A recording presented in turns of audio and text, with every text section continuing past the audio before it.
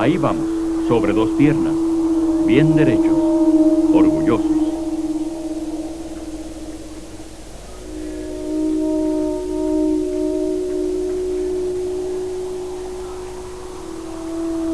Acabamos de salir de la oscuridad del pasado a la brillante luz diurna de la conciencia.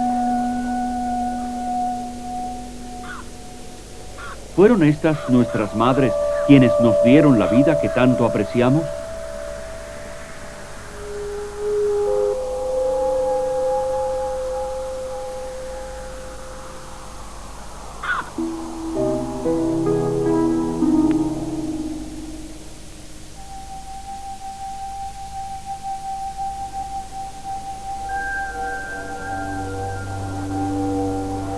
Orígenes. ¿Cómo se formó el mundo? Con el profesor Dr. A.E. Wilder Smith de las universidades de Oxford, Reading, Londres y Ginebra. Producido por Standard Media International, Hilversum, Holanda y Eden Films, Mesa, Arizona.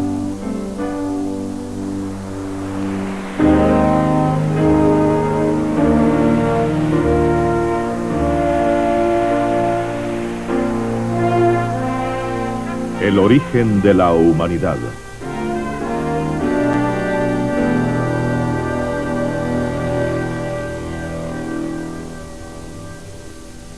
Aquí, en las arenas del viejo río, el señor Charles Dawson, F.C.A., encontró el cráneo fósil del hombre de Piltdown, 1912-1913.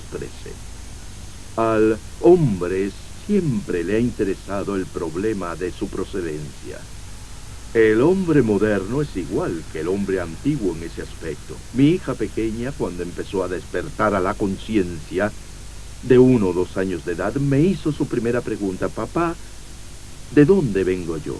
¿Cómo contestaría eso? Bien, los materialistas y biólogos han dicho que el hombre proviene, por evolución, de animales, y se ha intentado encontrar eslabones perdidos entre los animales y el hombre.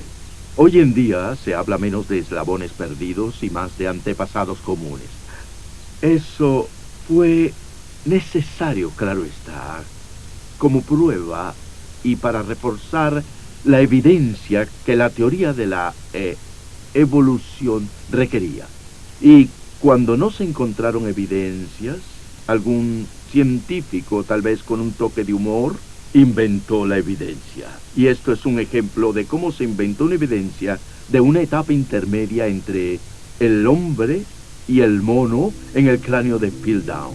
El cráneo de Piltdown era un cráneo humano con unas mandíbulas de simio adaptadas.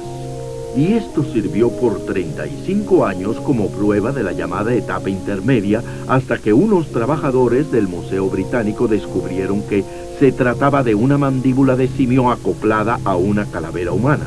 O sea que fue un engaño deliberado. Y ha habido otros casos parecidos, el hombre de Nebraska, pero no vamos a ocuparnos de las evidencias falsas hoy, sino que veremos evidencias que han sido intermediarios reales entre el hombre y los animales. En todas partes del mundo, el hombre ha buscado alguna evidencia que pruebe definitivamente la evolución del hombre a partir del reino animal. Al principio se pensó que el hombre de Neandertal era un buen candidato para el eslabón perdido, pero hoy todo el mundo está convencido de que el hombre de Neandertal era completamente humano. Uno de los mejores candidatos de hoy en día se halló en África.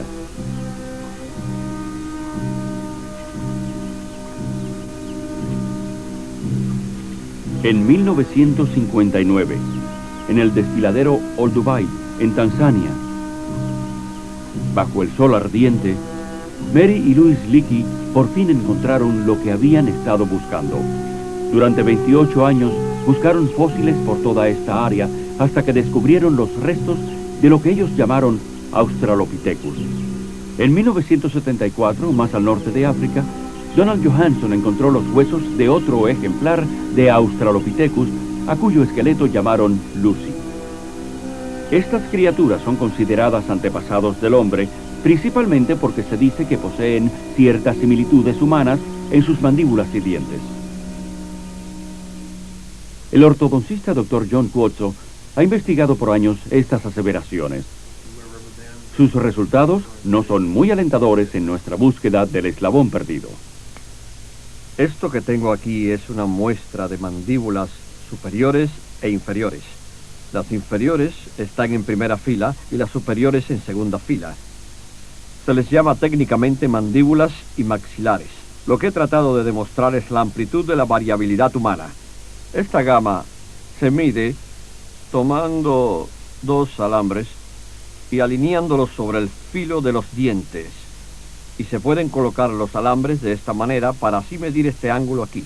Este ángulo es el que se mide. En este caso es de 67 grados. Ahora, si vamos siguiendo esta curva aquí, veremos que al final de la curva de arcos paralelos hay un conjunto de dientes paralelo. Este pertenece a un ser humano. Todos son de pacientes que tengo o he tenido alguna vez. Estos dientes de niña muestran un ángulo de 10 a 12 grados entre las dos filas de sus dientes inferiores. Se parece mucho a esta mandíbula inferior de un chimpancé, un joven chimpancé. Como pueden ver, se parecen mucho, son muy similares, muy similares. Entonces, al ver esto, muchos han tratado de afirmar que se pueden identificar las distintas especies por medio de estos ángulos. Pero yo les deseo aclarar que la escala de variabilidad humana es tan amplia que se hace muy difícil partir de las mandíbulas superior e inferior para extrapolar y afirmar que uno tiene una especie determinada. Por lo tanto, cuando examino un cráneo, por ejemplo, el Australopithecus, cuya calavera tiene la configuración de un simio, mientras que los dientes parecen muy humanos, no puedo tratar de catalogar las especies por sus dientes, o por si la forma del arco es humanoide, o de un hombre, o un mono, u otro simio. ¿Fue el Australopithecus uno de los antecesores del hombre moderno? Vayamos a Londres y escuchemos lo que una autoridad en fósiles del supuesto hombre mono tiene que decirnos. El doctor Malcolm Bowden. Numerosas medidas se realizaron de los huesos de este Australopithecus y se compararon por computadora con otros de simios y de seres humanos, Homo sapiens. Y siempre las medidas se aproximaron mucho más a las de los simios que a aquellas de los humanos. Y de hecho, Oxnard, quien realizó este experimento y realizó mediciones, llegó a la conclusión de que dudaba que hubiesen vínculos entre los huesos del Australopithecus y los del Homo sapiens. Y ello fue respaldado por los estudios de Sir Soles Zuckerman. Él también realizó numerosos exámenes y pruebas y medidas de estos huesos del Australopithecus y afirmó que nuestra supuesta relación con el Australopithecus no está basada en los hechos, sino en la especulación. La evidencia muestra claramente que el Australopithecus solo fue una variedad de simio en extinción y nada más. El nombre Australopithecus, de hecho, significa simio del sur.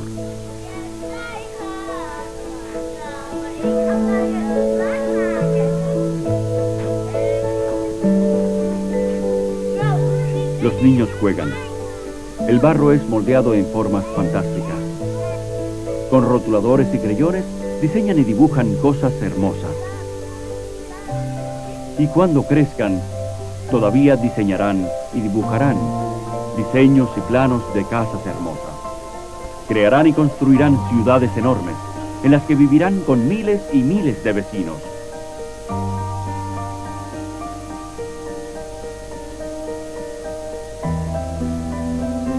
Su genio técnico puede aparentemente conseguirlo todo, hasta volar más alto y más rápido que los mismos pájaros.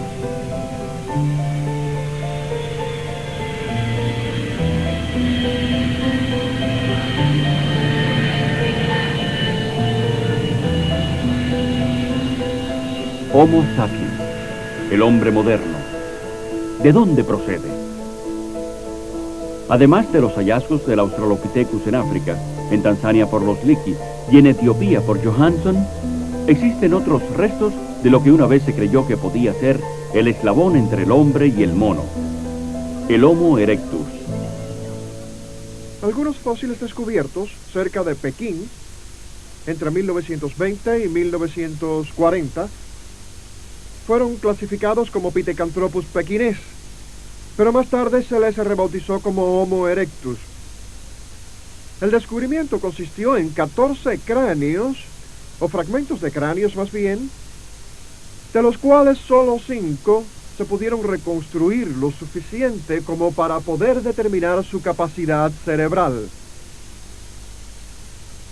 Esta fotografía muestra uno de los cráneos más completos, y es el cráneo número 11. Y aquí se puede apreciar el yeso que se utilizó para completar los pedazos rotos. A este cráneo en particular se le agregaron aquí algunos huesos faciales encontrados a varios metros de distancia. El cráneo fue totalmente reconstruido y esta mandíbula vino de un lugar de la excavación a más de 25 metros de distancia. Sobre este cráneo básico se modeló la cara de una mujer y le llamaron al cráneo Nelly. Bien, esta foto y esta reconstrucción fueron las que recibieron una gran publicidad. Pero me pregunto cuántas personas se dieron cuenta de que todo estaba basado en un cráneo sumamente roto y reconstruido de esta manera. No solo fueron los cráneos reconstruidos en base a unos pocos fragmentos, sino que los rostros más o menos humanos fueron el resultado de la imaginación de un artista. Cuando los artistas trabajan sobre huesos de simios, usualmente tratan de hacer que la reconstrucción tenga un aire lo más humano posible, para que tenga esa apariencia especial que hace que parezcan encajar perfectamente dentro del esquema de la evolución. Y recíprocamente, cuando trabajan sobre huesos humanos, utilizan la libertad artística para hacer parecer la reconstrucción lo más simiesca posible. No hay manera de saber cuánto pelo tiene una persona examinando sus huesos. Incluso un cráneo completo no puede informarnos de la forma exacta de la nariz, los ojos, los labios o las orejas.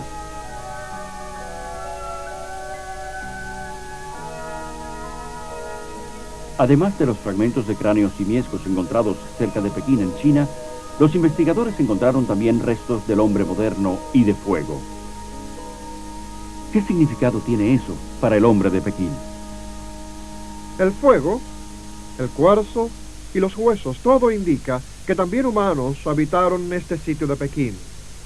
Y cuando estos hombres se internaban en los bosques en busca de carne, mataban antílopes y renos y lo que encontraran, y lo traían a la cueva por su carne. Cortaban la carne y el resto lo arrojaban a la hoguera. Ahora bien, si capturaban un mono, la carne de mono es muy dura de comer. Entonces le cortaban la cabeza, lo traían hasta la cueva y allí lo cocinaban. Después de cocinado, rompían el cráneo para llegar hasta el cerebro, cuya carne era una exquisitez. Y el resto, los pedazos del cráneo, los arrojaban al fuego, mezclándose con los huesos de otros animales donde fueron encontrados. Y tal vez, varios siglos después, los expertos aparecieron en el panorama, y al encontrar esos huesos de monos, los juntaron para hacer una reconstrucción y proclamaron haber encontrado otro eslabón perdido, el hombre de Pekín. ¡Qué lástima! La bella figura de Nelly no es más que la de un simio ya extinguido. Pero examinemos otros intentos para encontrar lazos entre el hombre y el mono. En Oklahoma, algunos científicos han observado por más de 10 años a Washoe, un chimpancé, a través de los medios modernos de la televisión. Y se ha visto que es posible enseñarle bastante a Washoe del lenguaje de los signos. Por medio de sus manos o de su cabeza, ella puede decirle a sus observadores que quiere una fresa o una manzana, que tiene sed y muchas cosas más. Como resultado, algunos han llegado a la conclusión de que esto es un indicio de que los monos tienen la capacidad de hablar, pero que les faltan los músculos necesarios en la garganta. Es bien sabido que los animales pueden aprender ciertas formas de comportamiento. Por ejemplo, este perro pastor. Por medio de los silbidos de su amo, puede guiar el rebaño a donde el pastor quiera.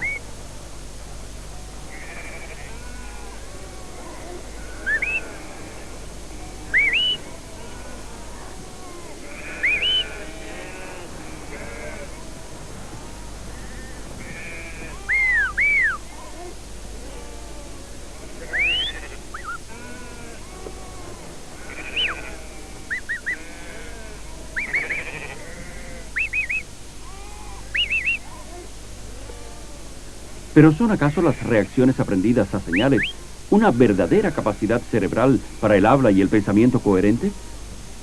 Desde luego que no. El espacio entre el hombre y los animales es demasiado grande para establecer un puente. La gran dificultad está en que hay un gran vacío entre el hombre y los animales. El hombre posee una computadora que controla su lenguaje y tiene un centro del habla en su cerebro que los animales no tienen. Mucha gente protestará al oír una afirmación como esta. Un animal puede aprender un vocabulario. Un perro puede aprender los silbidos del pastor y reaccionar de acuerdo a ellos y comunicarse así entre ambos. Pero un delfín también puede aprender el lenguaje de los signos. Un mono, guacho, por ejemplo, en América, ha aprendido el lenguaje de los signos. Un animal puede aprender un vocabulario, pero no puede aprender la gramática del mismo. Y esa es la gran dificultad, porque necesita una computadora muy compleja para hacerlo.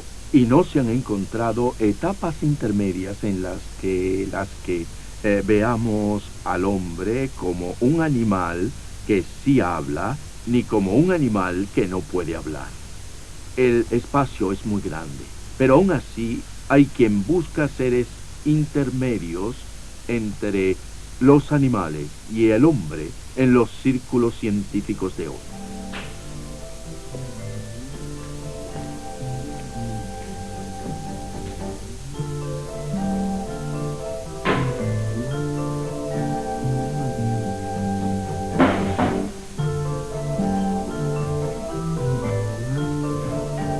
En las profundas bodegas del Museo de Historia Natural de Leiden, en Holanda, hay guardado un tesoro en una caja fuerte. Huesos fósiles encontrados por un holandés, Eugenio Dubois. La historia es la siguiente. Cuando Darwin publicó El origen de las especies en 1859, no existían evidencias fósiles que ligaran al hombre con el mono. Ahora, Eugenio Dubois se fue al lejano oriente en 1880 y le dijo a sus colegas que iba específicamente a buscar el eslabón perdido. Llegó a la isla de Java y allí encontró 2 cráneos parecidos a los humanos, los cráneos de Wadhak, pero eran tan similares a los de los humanos que no le sirvieron para nada. En 1891 encontró otro cráneo y un año más tarde, a 15 metros de distancia, encontró un hueso muy parecido al de una pierna humana.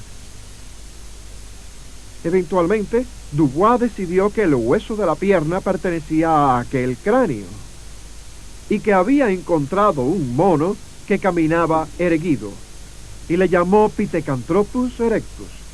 Aquí están el cráneo y también el hueso de la pierna. Ahora bien, ¿qué eran realmente? Fue aceptado en general que este hueso de una pierna era sumamente humano, pero hubo una discusión considerable sobre el cráneo. Cuando regresó y publicó sus resultados diciendo que había encontrado el eslabón perdido, el simio que caminaba erguido, recibió una gran publicidad y hubo gran furor por lo que él había encontrado. Pero durante el tiempo que estuvo dando sus conferencias, nunca mencionó los cráneos que anteriormente había hallado, los cráneos de Wadhak.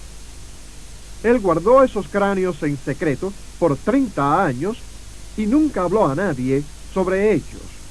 No fue hasta 1920 que informó al mundo científico acerca de ese descubrimiento. Y ello, por supuesto, causó consternación, porque si hubiera mostrado esos cráneos que parecían tan humanos, al mismo tiempo que él enseñó los del hombre de Java, nadie hubiese aceptado que aquellos huesos eran de un ser mitad hombre, mitad mono, pues había encontrado al mismo tiempo, en un estrato de la misma era, aquellos huesos tan humanos. Más tarde admitió, unos pocos años antes de su muerte, que lo que había encontrado era el cráneo de un gibón gigante.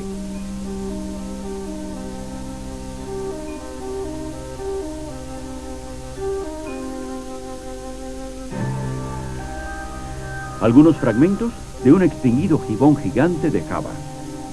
Restos de un simio sureño, Australopithecus, encontrado en África. Y los hallazgos de Leakey y Johanson, quien llamó a su Australopithecus etíope Lucy, todos en una mesa. Estos y algunos otros descubrimientos similares son el resultado principal de la búsqueda del eslabón perdido del hombre. Todos estos fragmentos fósiles que hemos visto hasta ahora, yo los consideraría de simios, y en ellos incluyo el Australopithecus, el hombre de Pekín y el hombre de Java, clasificados como Homo erectus, y los descubrimientos de Johanson en Etiopía. Todos son simplemente monos.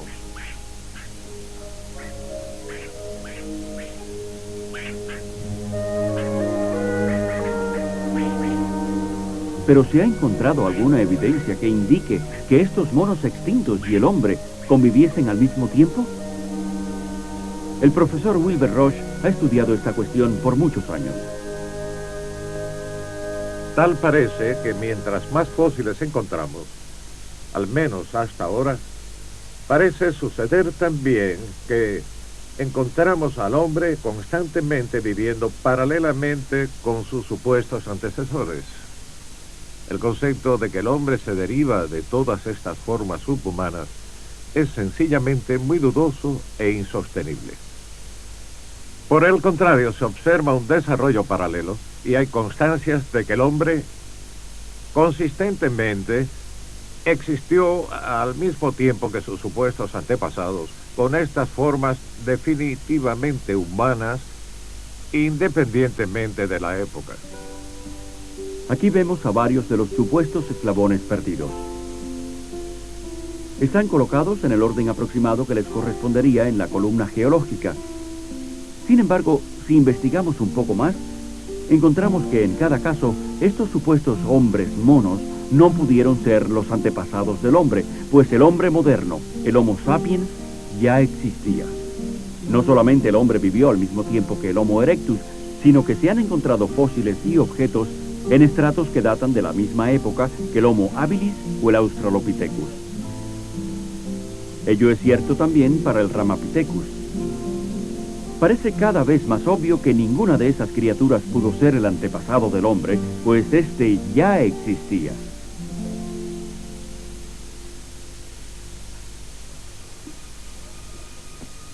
Se les ha dicho con frecuencia a nuestros hijos que hay evidencia abundante de que el hombre provino de antepasados antropoides. Se les muestran dibujos imaginativos que dicen mostrar exactamente cómo eran esos antepasados. Pero ¿dónde están los hechos? ¿El hombre evolucionó? Si lo hizo, no parece haber evidencia de ello en el registro fósil. Los eslabones perdidos entre hombres y monos, así como todos los eslabones que se supone que existen entre todos los grupos de animales y plantas, siguen perdidos, por lo que podemos afirmar, de acuerdo a la evidencia, que el hombre siempre fue hombre y los monos siempre fueron monos. Ante la falta de pruebas fósiles que respaldan la transición del mono al hombre, los antropólogos han vuelto su mirada a un nuevo campo de investigaciones llamado taxonomía molecular. Los investigadores han encontrado que las bandas de cromosomas y algunas proteínas de la sangre humana y de los chimpancés son bastante parecidas. ¿Acaso esto sugiere antepasados comunes? No necesariamente, ya que hay otras explicaciones lógicas para tales similitudes. Sería totalmente lógico que el creador usara diseños similares para estructuras destinadas a servir propósitos similares. Es más, el número de cromosomas que debiera estar relacionado con la evolución, si es que algo lo estuviera, no muestra patrones específicos para ello. El número de cromosomas no se relaciona en modo alguno con ningún tipo razonable de orden ascendente en la evolución. Y también hay que añadir que las similitudes moleculares entre los monos y el hombre han sido a menudo bastante exageradas. Un examen molecular de una simple gota de sangre revela numerosas y claras diferencias obvias.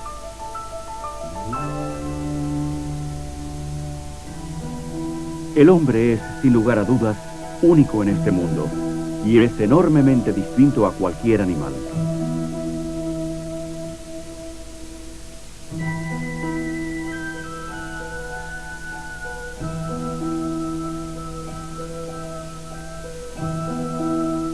Homo sapiens, el hombre moderno, creado como un ser perfecto, desciende lentamente hacia la oscuridad.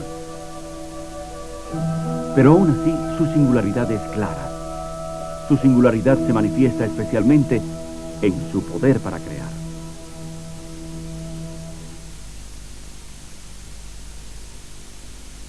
Y esa creatividad, aparte de las disonancias que pueda acarrear, es la mejor evidencia de que el hombre fue creado a la imagen de Dios.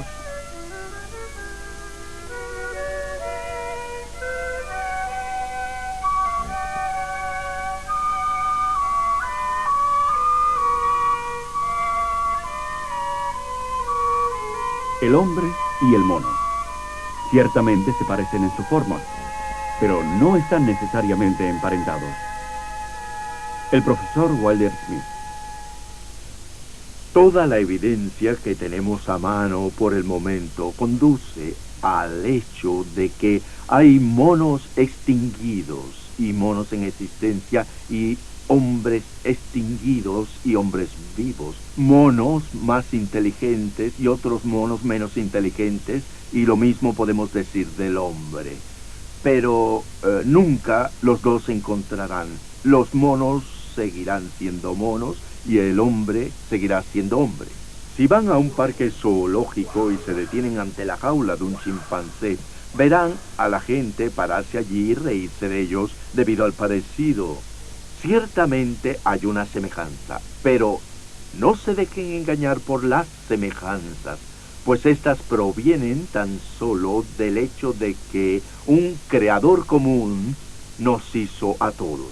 Y yo personalmente creo que los genes, que son los planos detallados de las diversas clases y especies vivas, solo pudieron surgir de un creador que los hizo a todos, y es por eso que vemos las similitudes y analogías que encontramos hoy en biología.